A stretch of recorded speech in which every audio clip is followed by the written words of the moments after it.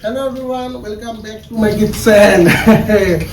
তো আজি লগৰ এটা আহিছে খাই আহিলো গাহৰি মোৰ হাতৰ গাহৰি খাই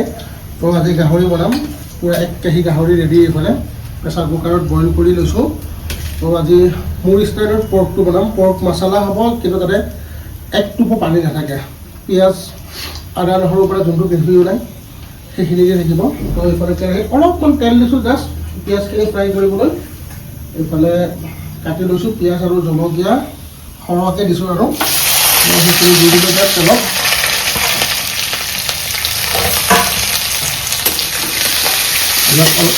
ফ্ৰাই কৰিব লাগিব তো পিঁয়াজটো আমি লাইট ব্ৰাউন হোৱালৈকে ভাজি ল'লোঁ আৰু মানে মই ভাজি ল'লোঁ আপোনালোকে ভাজি ল'ব ধুনীয়াকৈ বনাই তো এতিয়া মই গাহৰিখিনি দি দিম গাহৰি আৰু এইফালে আলুটো অলপ বইল কৰি ৰাখিছিলোঁ যিহেতু মই ফ্ৰাই টাইপ কৰিম তো গোটেইখিনি মই একেলগে দি দিম ইয়াতে আলুটো অপশ্যনেল হয় আমি আৰু আলুটো অলপ খাওঁ মাংসত আলুটো দিলে ভাল লাগে সেইকাৰণে দিওঁ তো আলু 3টা দিছোঁ বেছি মানে সৰু সৰু পিচ কৰি দিলোঁ আকৌ সেইকাৰণে দেখাত বেছি লাগিছে তো এইটো দি মই জাষ্ট অলপ এতিয়া ফ্ৰাই কৰিম তাৰপিছত ইয়াতে মছলাবোৰ দিম নিমখ হালধি সেইবোৰ দিম মোৰ মানে পূৰা চব্জি ঠাণ্ডা লাগিলতো অলপ চব্জি হৈ গৈছে আৰু লাষ্টত তো আজি এইটো অলপ জ্বলাকৈ বনাম গাহৰিটো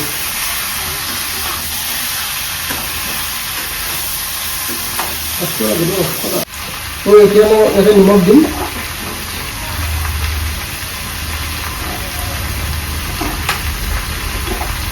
নিমখ মই বেছি দিয়া নাই অলপ দিছোঁ কাৰণ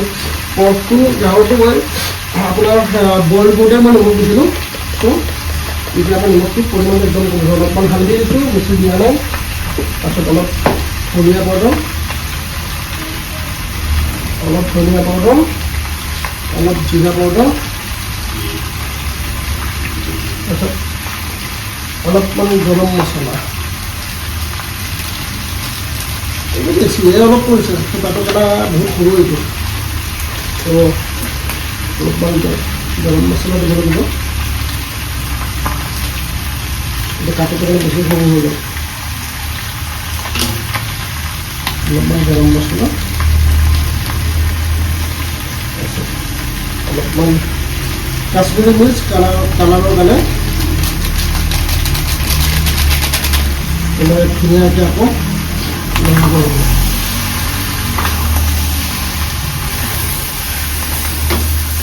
আৰু অলপ টাইম ফ্ৰাই কৰিম তাৰপিছত মই আদা নহৰু খুন্দি থৈছিলোঁ আদা নহৰু শুকান জলকীয়া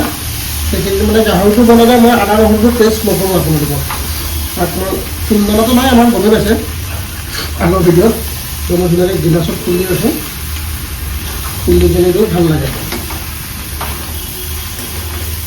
তেল একদম অলপ দিছোঁ সেইকাৰণে অলপ লাগি গৈছে কিন্তু অলপ পিছত বহুত তেল ওলাব ইয়াৰ পৰা গাহৰিত তেল থাকে ন তো বহুত ধুনীয়া তেল ওলাব অলপ পিছত এতিয়া অলপ লাগি গৈছে যিহেতু মছলা দিছোঁ তো এতিয়া মই দিম আদা নহৰু আৰু শুকান জলকীয়া বটি ৰাখিছিলোঁ যে এইখিনি চাওক অলপমান থৈ দিছোঁ দালিত দিবলৈ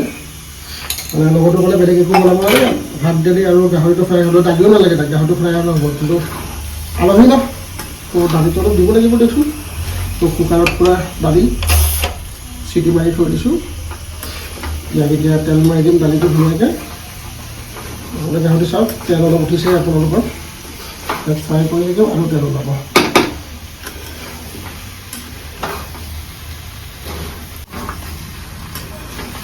তো ইয়াত মই হাই ফ্লেমত ফ্ৰাই কৰা যিহেতু এইটো অলৰেডি বইল আছে ন তো ল' আৰু মিডিয়াম ফ্লেমত মই ইয়াত ফ্ৰাই কৰি আছোঁ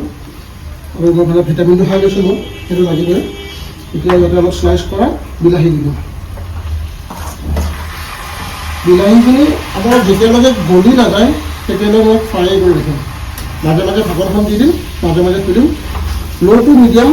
ফ্লেমত একবাৰ ফ্ৰাই কৰিম আৰু নৰ্মেলি চাব পাৰে এবাৰ দেখাই দিয়া আছোঁ আপোনাক কালাৰটো চাওক কি ধুনীয়া উঠিছে এতিয়া হোৱা নাই এতিয়া হ'ব তেতিয়া আপোনালোকে কালাৰটো চাব আৰু ভাল লাগিব এবাৰ ফ্ৰাই কৰি আছোঁ মাজে মাজে ঢাকনখন ঢাকি দিম আকৌ ঢাকনখন ফ্ৰাই কৰিম ধুনীয়াকৈ ল' টু হাই ফ্লেমত ল' টু মিডিয়াম ফ্লেমত একবাৰ ফ্ৰাই কৰিম এইটো পৰ্কৰ ৰেচিপিটোৰ নাম হ'ল ব্ৰনচন ষ্টাইল পৰ্ক এইটো মই আৱিষ্কাৰ কৰিছোঁ তাৰমানে এইটো মোৰ হাতত চবৰে এটা থাকে ন চবে এটা চব ডিছ বনাব লাগে কিন্তু তথাপিও এটা নিজৰ স্পেচিয়েল থাকে ন এইটো মোৰ হাতত লগ পাই আছোঁ আপোনালোকক ভাগৰ সন্ধি দেখিলোঁ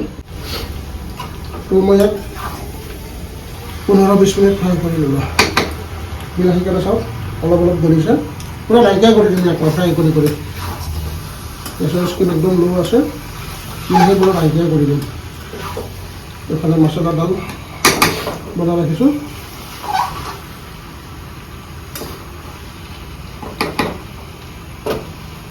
তো আমাৰ পৰ্ক পুৰা ৰেডি হৈ গ'ল চব কি ধুনীয়া মাংস কালাৰ দেখিছে কালাৰ কি ধুনীয়া পিচ তো হৈ গ'ল এতিয়া আমাৰ অলপ গোন্ধৰ কাৰণে ধনিয়া পাত কাটি থোৱা ধনিয়া পাত অলপ দি দিম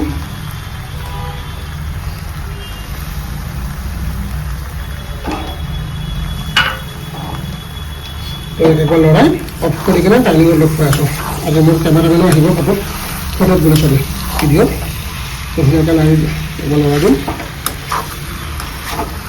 হৈ গ'ল বহাতে কিমান আছিলে লিখি দিলোঁ পূৰা ফুল হৈ আছিলে অলপ কমি যায় ভাজি থাকিলে তেলটো ওলাই ওলাই গৈ থাকে ন তো এইটো মই ধুনীয়া হৈ গ'ল ৰেডি ডাইৰেক্ট মই অফ কৰি দিওঁ তো এই আমাৰ খানা ৰেডি হৈ গ'ল ভাত এইফালে আছে পৰ্কটো ফ্ৰাই এইফালে আছে দাল আৰু এইটো বাটাৰ চিকেন বনাইছিলোঁ যোৱাকালি তাৰে অলপ আছিল ইহঁতে দিলোঁ মই লোৱা নাই কাৰণ কিমান মিঠাই খাম কাজু খাম ক্ৰীম খাম সেইকাৰণে তো এতিয়া আমি খাওঁ গোটেইকেইটা মিলি কেনে টেষ্টটো কৈ আছোঁ আপোনালোকক গৰম গৰম ভাত এইটো মোৰ কেমেৰামেন ভিডিঅ'ত আহিছে গম নাপাওঁ এতিয়া আৰু লগত ডেপজিট তো আজি আমাৰ বহুত খানা দালিটো লওঁ অলপ ভাতটো গৰম বাৰু বহুত ফাৰ্ষ্ট গাহৰিটো খাওঁ গাহৰি মেলিলে কি কয় এইটো গাহৰি সুন্দৰ মই নকওঁ সদায় মোক আজি হয়তো যাব পাৰে তোমাৰ গাহৰিটো হয় কথা বাটাৰ চিকেন খালি খালি নহয় গাহৰি খা টেষ্ট কৰ চিকেনটো বঢ়িয়া হৈছে চব এটা কম চিকেনটো ভাল হৈছে আগৰ ভিডিঅ'টো দিছিলোঁ ন বাটাৰ চিকেন গাহৰি মজা মই হেল্পাৰ দি গ'লোঁ দেই কেমেৰামেন ফটো বস্তুটো অলপ কাটি দিয়াত হেল্প কৰি দিয়ে সি চব গুডু ক্ৰেডিট গছটো গুডু নেকি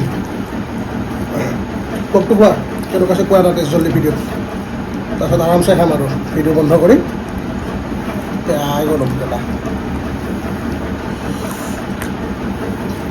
বঢ়িয়া ককা তো গাইজ আমি খাওঁ দিয়া ধুনীয়াকৈ